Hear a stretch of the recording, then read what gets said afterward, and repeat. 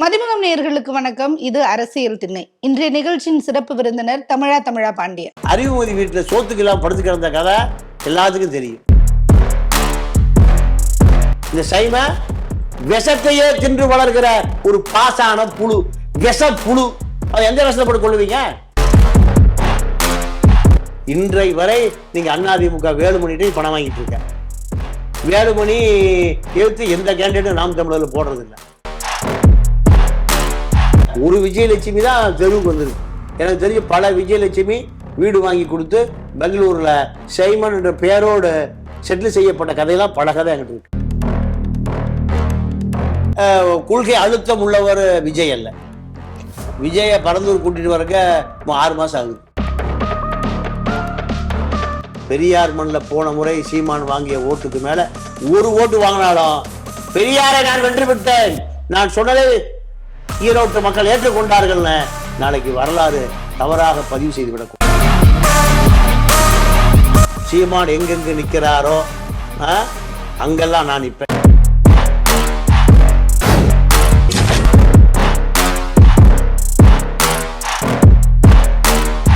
ஏற்கனவே ஈழத்தமிழர்கள் கிட்ட இருந்து திரள் நிதியா நிறைய கோடி ரூபாய் வாங்கியிருக்காரு. பல கோடி, அவன் 100 கோடி ரூபாய் ஒரு கள்ளக்காதலி மட்டும் வச்சிருக்கான். சங்ககிரி ராஜ்குமாரும் அதேதான் சொல்றாரு. போட்டோ காமிச்சு கிட்டத்தட்ட கோடி கணக்குல பணம் வாங்குறாரு அப்படின்றது. அது அப்போ உண்மைதான் இல்லையா? 100% உண்மை. நான் கேட்கிறேன், இந்த இங்க ஐடி எல்லா வீட்டுக்கும் போற, என்போர்ஸ்மெண்ட் எல்லா வீட்டுக்கும் போற, அண்டை செலாவணி மோசடி எல்லா வீட்டுக்கும் போற. கள்ளக்காதலி தேன்மொழிக்கும் மோகனுக்கும் 100 கோடி ரூபாய் எப்படி வந்து விசாரி? இந்தியாவுக்கு வந்து பிரான்ஸுக்கு போச்சா, இல்ல ஐரோப்பா நாடுகளிலிருந்து திரட்டப்படுகிற திரள் நிதி அப்படியே எங்க போயிருக்கு?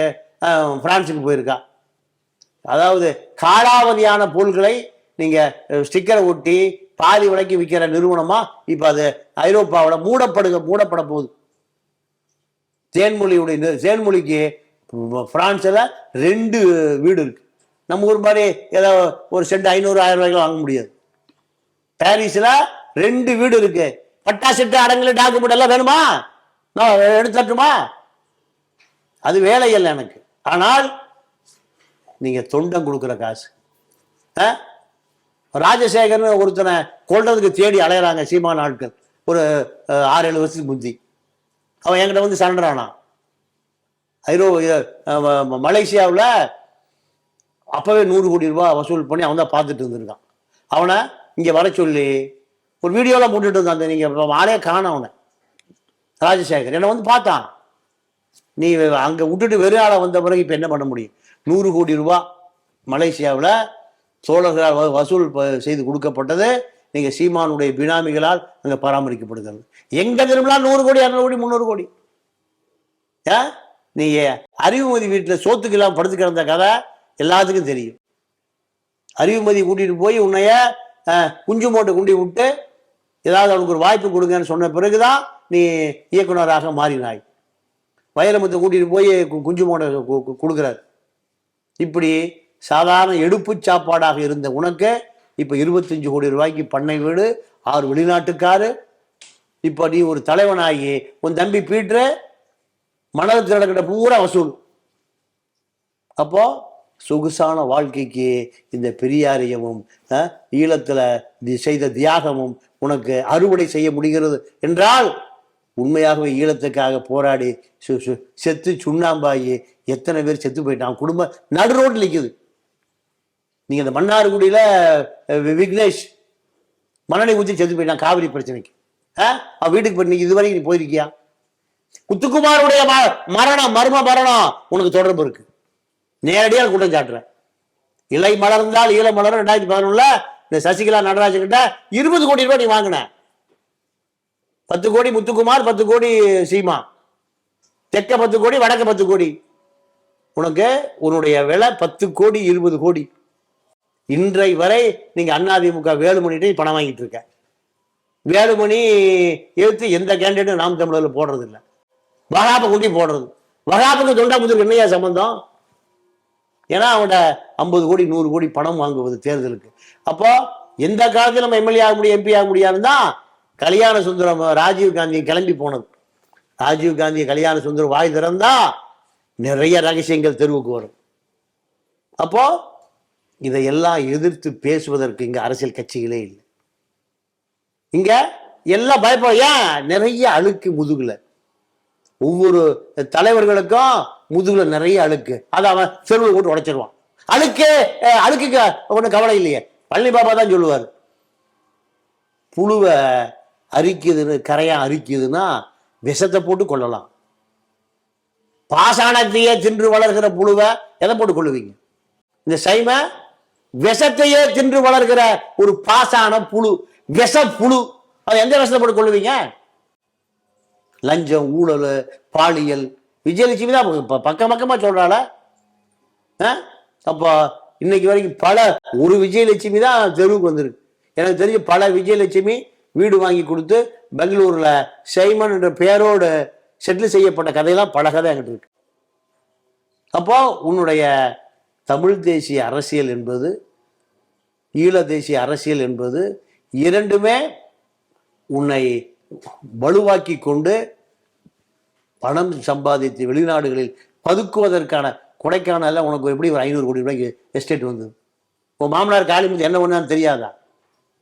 அவர் என்ன பெரிய கட்சியினுடைய தலைவரா?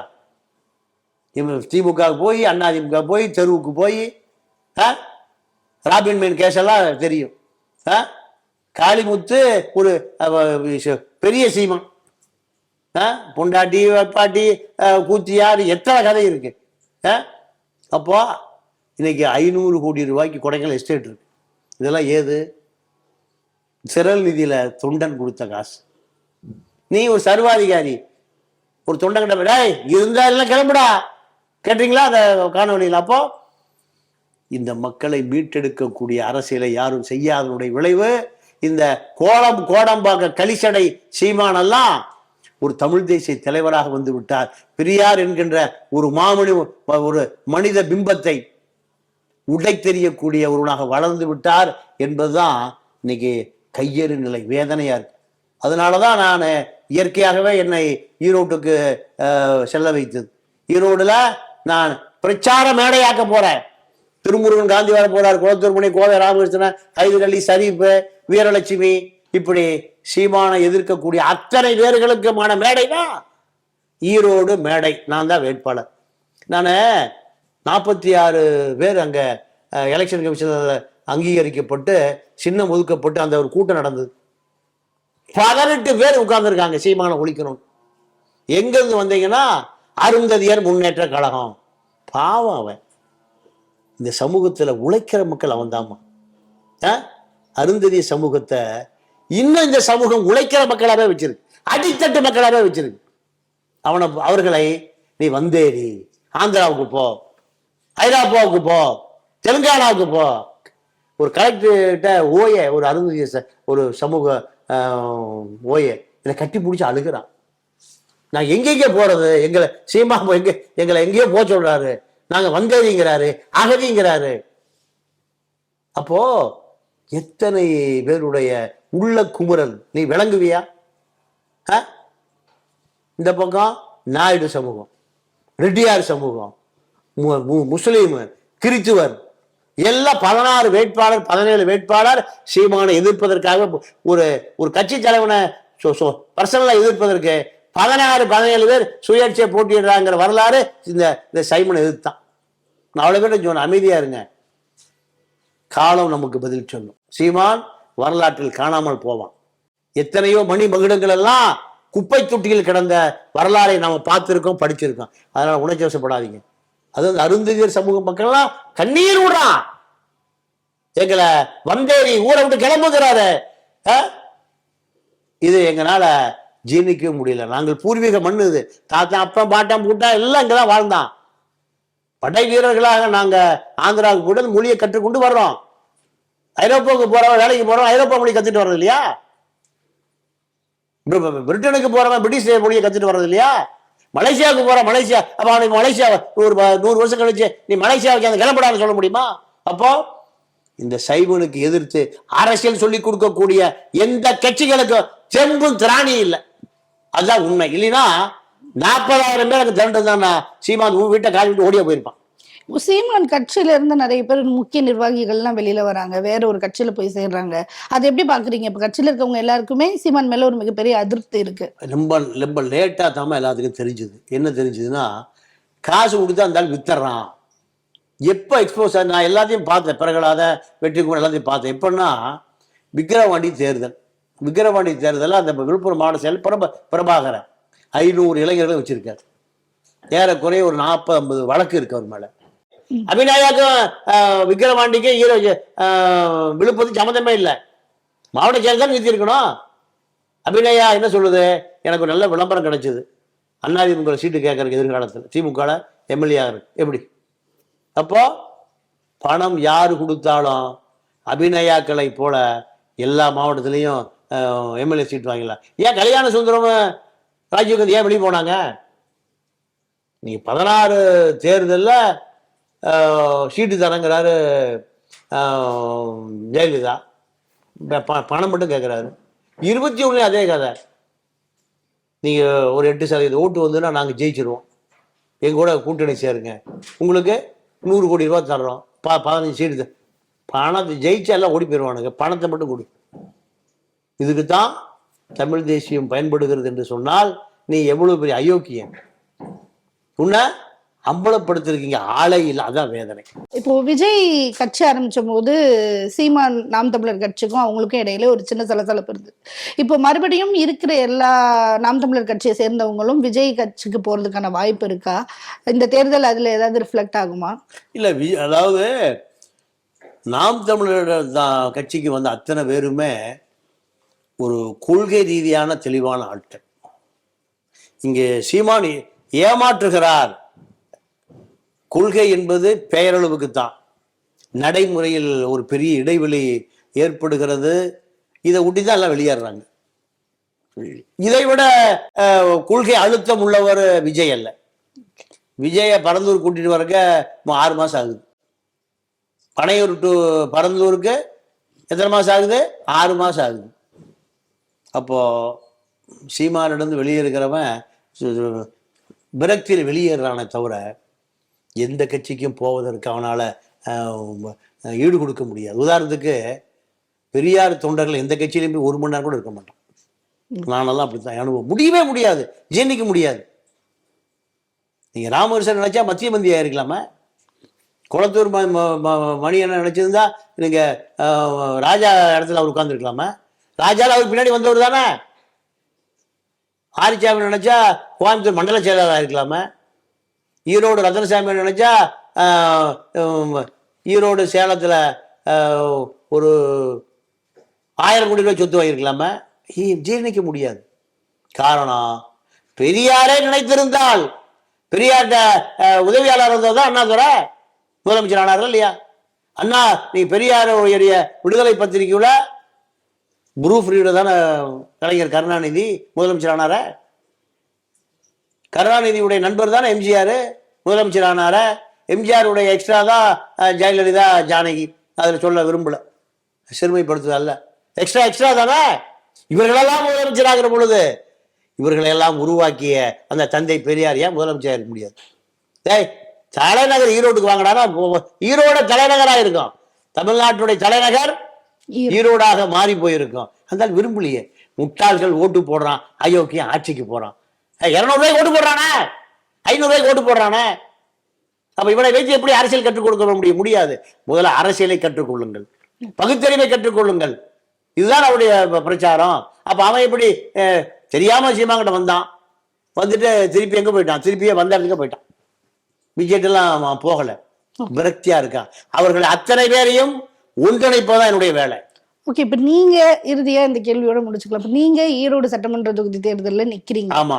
என்ன காரணம் நிக்கிறதுக்கான காரணம்? எனக்கு திங்கக்கிழமை அன்னைக்கு, போன திங்கக்கிழமை காலையில எனக்கு ஒரு செய்தி, சீமான் ஈரோடு கிழக்கில் நிற்க போறார். அப்படி நின்று போன முறை வாங்கின ஓட்டுக்கு மேல ஒரு ஓட்டு வாங்கினாலும் பெரியாருடைய பிம்பம் ஈரோட்டில் உடைக்கப்படும். நீங்க இருமுகம் காத்தி சொல்றான், ஆட்சிக்கு வந்தால் பெரியாருடைய சிலைகள் திரிபுரால லெனினுடைய சிலையை உடைத்து எடுத்ததை போல உடைக்கப்படுங்கிறான். சரி, ஈரோடு யாரா நிக்கிறான்னு பார்த்தேன். திமுகவை தவிர யாரும் இல்லை. அப்போ அதிமுக வாக்கு போன சீமானுக்கு போயிடும். எதிர் பிரச்சாரமே இருக்காது. எதிர்த்து கேள்வி கேட்கறதுக்கே ஆள் இல்லை. நான் எல்லாரையும் கேட்டேன்.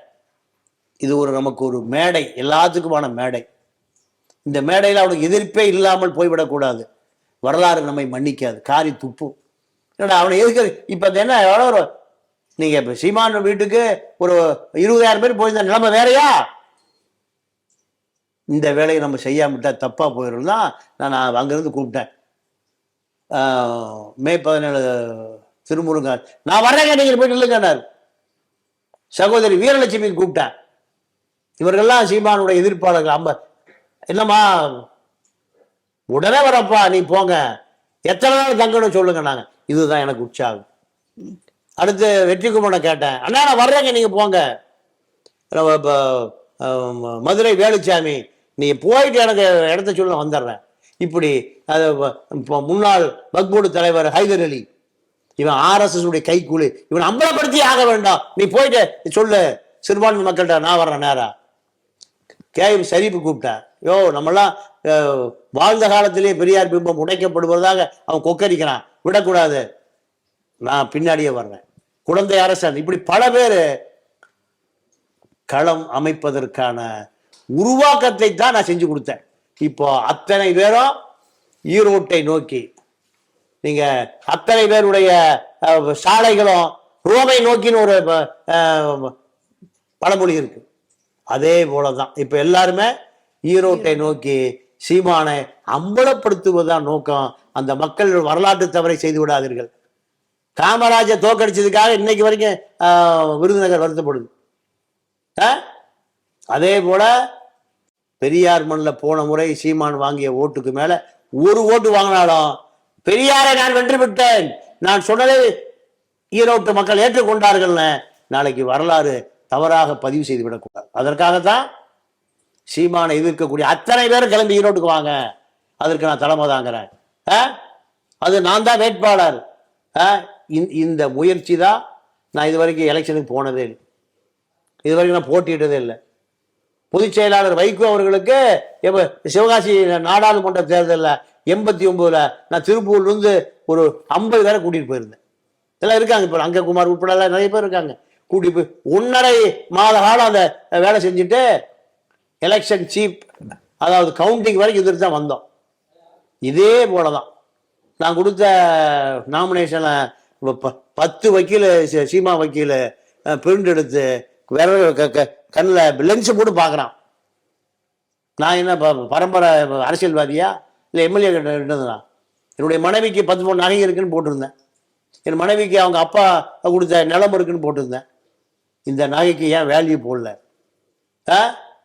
இந்த இடத்துக்கு ஏன் பட்டா காமிக்கல, சிட்டா காமிக்கல, ஏன் மதிப்பு போடலை? ஏமாத்துறான். ஒரு காலத்துல மனைவின்னு இருக்கு, நான் அதை அந்த இடத்த ஃபுல் பண்ணாம விட்டேன். மனைவியே இல்லை, மனைவிக்கு எல்லாம் சொத்து எப்படி வரும்? ஏண்டா முட்டா பயலுல, மனைவி காலத்தை விட்டுட்டேன் நான் அவசரத்துல. அது 10 பக்கம். ஆனா மனைவியே இல்லைன்னு சொல்றான். நான் சொன்னேன் விஜயலட்சுமியை நான் இல்லைன்னு சொன்னேன். ஏன்னா உங்க மாதிரி விஜயலட்சுமி இல்லைன்னு சொன்னேன். மனைவிக்குடைய சொத்து அது வேல்யூ போடலை.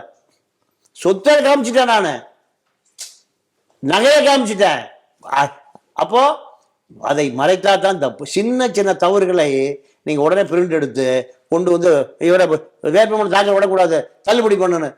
5 மணி நேரம் போராட்டமா? இவ்வளவு போராட்டம் ஏன்? பயம் இருக்கா? அத்தனை பேர் வந்துருவாங்க அங்க ஈரோட்ல. திங்கக்கிழமையிலிருந்து என்ன நடக்குதுன்னு பாருங்க. ஆக சீமான் எங்கெங்கு நிக்கிறாரோ அங்கெல்லாம் நான் நிற்பேன் இனிமேல். அதான் எனக்கு வேலையே. நிச்சயமாக உங்களுக்கு வாழ்த்துக்கள். இவ்வளவு நேரம் ஒதுக்கி எங்களுக்கு நேர்காணல் கொடுத்ததுக்கு ரொம்ப நன்றி. நன்றி, வணக்கம்.